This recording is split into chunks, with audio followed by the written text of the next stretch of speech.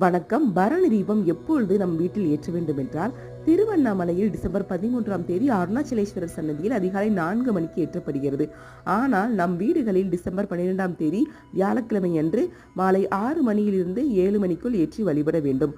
குறைந்தது 5 தீபங்களாவது ஏற்ற வேண்டும். எப்படி ஏற்ற வேண்டும் என்றால், ஒரு தாம்பூலம் தட்டை எடுத்துக்கோங்க.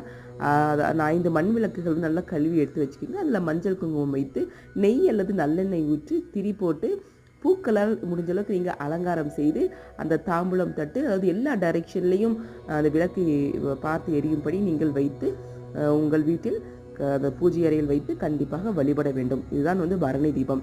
இதை நீங்கள் ஏற்ற அன்னைக்கு மறந்துடாதீங்க.